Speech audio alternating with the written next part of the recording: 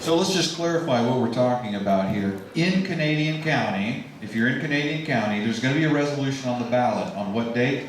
The 1st. March the 1st. Primary. So yeah, I'll write about this in the newsletter then next week. And the resolution is 1071 for those in Canadian County.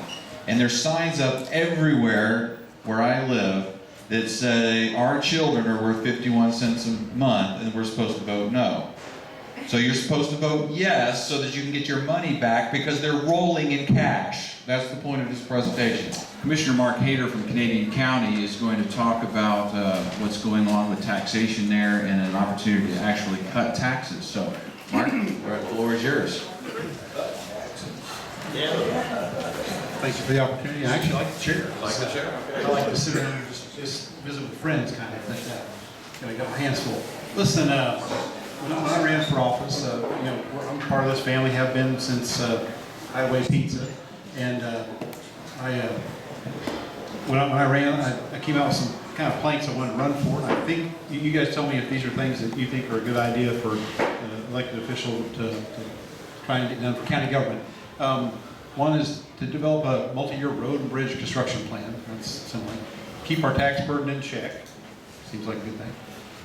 Zero-based or needs-based budgeting, performance audits, protecting your property rights, popular one, facilitating a strategic planning process for the direction of the county business, creating specialized construction crews. Of course, again, this is related to county commissioners, but anyway, and then government modernization, transparency, and efficiency via technology. So these are things that I told people that I was going to do and got elected by about a 70% margin on that.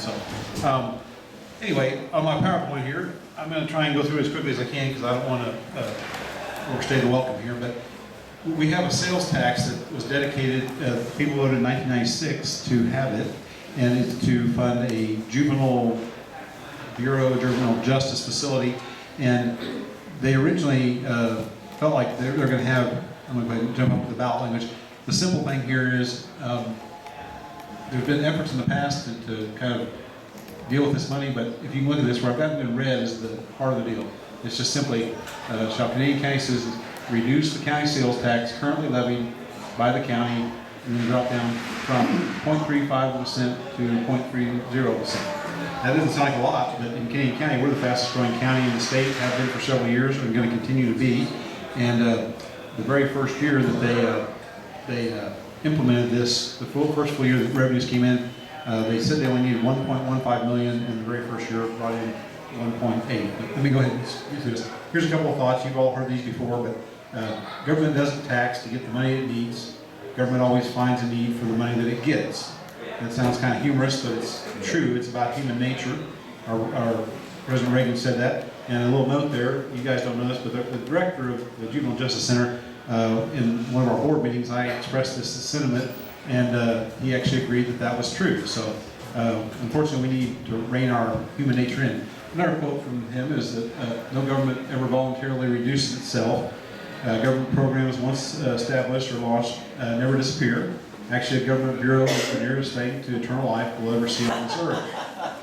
And again, sadly, that's humorous, but it's true. And it's happening in Canadian County just like it is on the federal level with $19 trillion in debt, So some history here.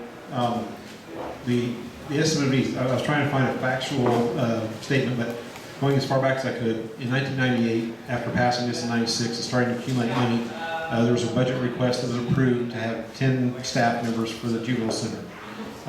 Currently, there's 127 employees. And there have been up to 145, which again was a fact I picked up here just recently from the director that likes to go out and assassinate our character about trying to do the right thing here. The original plan was to create a facility costing about $3.5 million and on 10 acres of property. Money rolled in so much that they've actually done a lot more than that. So today we actually have about a $10 million property on more than a quarter section of land, just because money was there to spend. The original bonded indebtedness, again, the money's come in at such a great rate that it was originally scheduled to be paid off in 2027, but they've done it 14 years early, again, because so much money. Now, that's good on one hand, but at some point you should ratchet down the proceeds after the building's done or the things. So but the original language is, and even our current language is that it stays, going on in perpetuity. So the financial history, this goes to a point I was just saying. They originally said with the study that they would only need $1.15 million annually to buy the land, to build the buildings, and for all the ongoing costs, whatever those might be, is all they needed.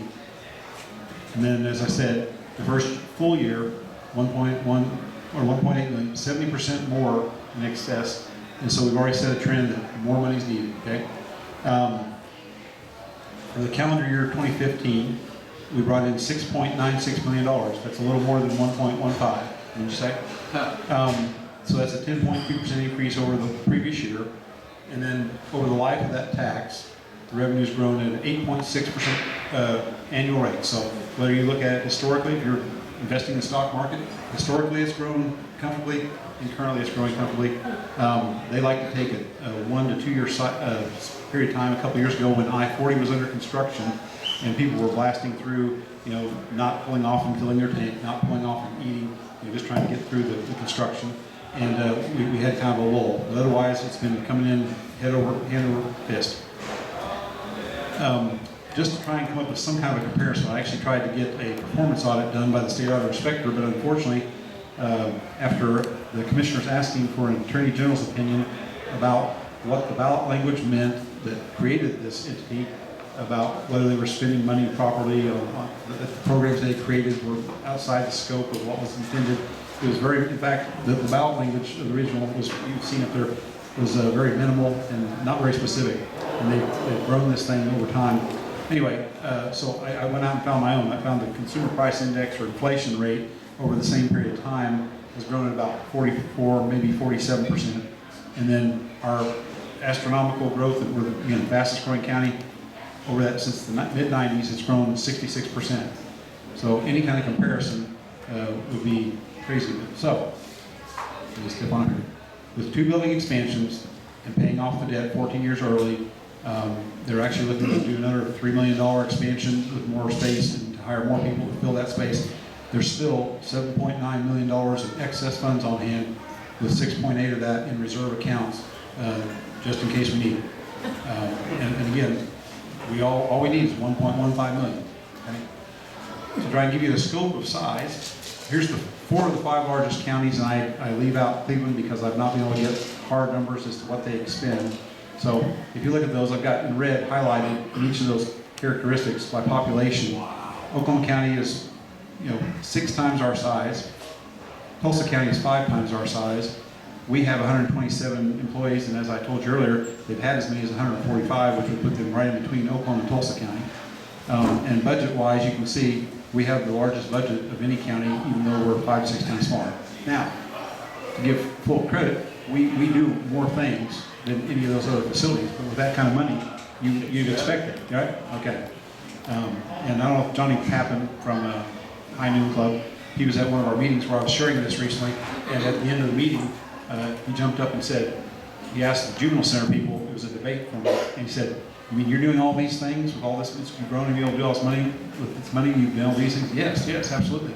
He said, "And there's still a whole year's worth of funds left over?" Yes. He said, and I've got elected officials who are actually offering me a tax break, and you'll still keep getting these things done? Yes. He said, "Well, heck, I'm voting yes." It's so rare to have politicians who will actually follow through with their conservative rhetoric about reining in growth. So, just again, this is the 10 largest counties and their general fund budgets. And I picked this because it's something you could go to OSU collects data on counties, and about 2 to 3 years out, they have a comparison. So you can check my facts, for example. And I wanted that. And now, anyway, so if you were to say that if we took the boundary of the juvenile center and decide, let's make that the 78th county in the state. The total fund budget for the Justice Center, as you probably already heard, $8.25 million. So you can see how it would fit within those just on versus the general fund budget. But it would be the 8th largest county in the state of Oklahoma, more than 69 counties expended. Now I will say, the general fund budget I'm comparing, I wanted to show this to you. This is something that would be a piece of information to look up and verify my numbers. This upper part here is 18 different categories that are common between all counties I'll just read through a few of those just so you get an idea. And it doesn't pay for all these things. It's some are part of various elected officials' offices. But district attorney, county sheriff, treasurer, the commissioners, OSU extension, county clerk, court clerk, county assessor, the reevaluation of property portion of the assessor's office, general government, excise and/or equalization board, the county election board, emergency management, and there's about 5 more that I didn't read off. So what I'm saying is that when you talk about the general fund and what it covers, it's a lot. And so I'm just trying to give a scope of comparison that real citizens can think about. So anyway, just one more point of comparison. If you look on that list, Potawatomi County, that's Shawnee, Tecumseh. If our juvenile center, their budget is 2.1 times larger than the 9th largest county, has 72,000 people. It's over half our size. So again, just from sheer scope, and I think they've got enough money to do the job. So anyway, I couldn't come up with a graphic that was easy to show how this will affect us financially. But if you see very small green bars here, this is our current excess, I call it. They call it a reserve fund, but these are our reserve dollars. So theoretically, there's a bar over here that's a little bit taller than this. And so if we were to implement this, it would take effect immediately the first year to offset the shortfall from this lesser amounts coming in would be this here. It would be about $325,000 out of 6.8 or 7.9 million, depending on how you want to call that number. The next year, about 125, for a total of about $525,000 is all you would need to dip into to allow the citizens to keep more of their money. And as you can see here, this is the next theoretical year adding back on, and all of a sudden we're adding back to that surplus, and in a decade we could have $20 million tempting us to hire more people, build more buildings, etc., because it can only be spent on juvenile services. So anyway, I hope that gets across the point. This is not a draconian thing. There will be no shortage of funds. So let me skip forward. Some of the frequently asked questions that have been, this is answering the criticism of us, is do any of the commissioners have plans or thoughts to close or sell a facility? Well, the people who are fighting against us actually have gotten a statute created, as you can see here, that says in each county having this kind of a facility by this date, the Juvenile Bureau in red there will remain in place and continue operation. Does that not support what President Reagan said, that it's a government bureau and it can't be closed, even if we wanted to? So I can show you a for sale sign that they've put out in front of the facility to say that I wanted to sell it with my phone number on it. Secondly here, will any current staff lose their job? Not unless the management there were to fire them. We actually have very little influence and control other than their budget annually and new hires, new positions above and beyond what they've already got in place. Anyway, are the commissioners seeking to take money from children? Well, my answer to that is no, it's a simple reduction in tax, and besides, children don't have money, taxpayers have money, and we're taking it from them. Will funds be diverted for other purposes? No. Do commissioners anticipate current services will be hampered? No, don't on that. And then the right questions are these. With our juvenile center over budgeting, they actually do by over about $1 million, and that's for a decade consistently. Why are they concerned about letting taxpayers keep $927,000 worth of money? Effectively, it's about a wash. Beyond, we're statutorily required to set back 10% of our the assessor's assessment of our evaluation property, but we're going to get an ad valorem. But beyond that, we have good conservative folks that I'm on the board with, and they've already had a habit of trying to get to 10% in addition, just to be good stewards. So we've got that in reserve. If we were to have a terrible downfall and revenues didn't come in as we might project, so we've got that. Plus, we've got a use tax that brings in, probably on average, it fluctuates, but about $750,000 a year. So there's plenty of money to cover where we wouldn't need to let anybody go or close the program. And then, the question I would have is, why was there's a 24-bed group home that was built because there was so much money in around 2000 or 2004. And my question would be is, why was that done without coming back to the people and asking them, for this other purpose? It was about a $3 million addition. And just a general question, why would anybody want to tax the citizens more than is necessary to meet the need? Why would anyone be opposed to allowing the citizens to vote on their tax burden, as they are? And why are opponents of tax relief claiming the services at the juvenile center are free when they are costing taxpayers $7+ million a year? And I'd like to show you that. This is a mailer they put out recently. It says, "A no vote will keep these free," if you know free is in large bold letters, "these free services available to children and families in Canadian County." Well, unless you're Bernie Sanders and you think that 90 to 100% of your tax dollars are the government's money, then it's not free. It's $7 to $8 million of your money. And so, last one I have here is, do you think that you can spend your tax dollars more wisely and effectively than government bureaucrats? So, anyway, I wanted to skim through that pretty quickly. And again, I hope that I'm an elected official. I've been a part of this group. I've tried to take the commitment of values and things into my office here, and we're getting raped in social media and the press, not unexpectedly. And one of the things that's nice is that I'm doing what the Lord led me to do, and if I make a lot of people unhappy by doing the right thing, and I get voted out of office in 4 years, that's okay. The Lord will tell me where I need to go next. And I wish there were more in the legislature and both here at the state level and on the federal level. Any questions for Mark before we shut it down? Resolution 1071, Canadian County, you need to vote yes so you can get your money back. You'll have the presidential primary choice in this question. Yeah, it's all that's on the ballot. Well, I'm really sorry I don't live in Canadian County this time, but Mark, this is so refreshing. I'm not sure I remember anyone in office coming to OPAC and actually saying, please vote according to not take your tax money. This is awesome, thanks. Refreshing. Yeah. Here, here. Do you know anything about who is Justice for Our Kids? Where's this money coming from that's trying to keep the taxation? Oh, that's another problem is that, I don't know if you guys know that on an issue like this, the Ethics Commission, there's no laws that require them to track their contributions, their organization of this. I'll be honest with you, there's been all kinds of illegal activities in both in my race. Now that against me, when you campaign against someone or for someone, you have to file just like you would as a candidate.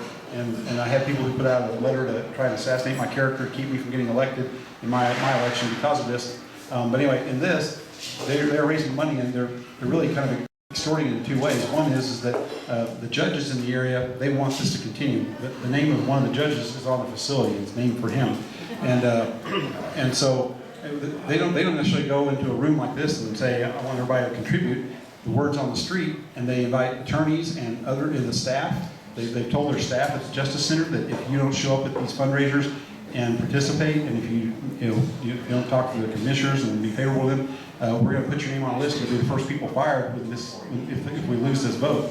But anyway, they're raising money. When you think about attorneys having to make their living in front of judges, they're going to probably write a check to try and make sure that they don't get unfavorable rulings, all these kind of things. So that's how they're raising this money, and then they're putting out propaganda saying your kids are only worth 51 cents. So I think we've heard that your kids are only aren't they worth more than a penny, on the state level too. So same kind of tactic.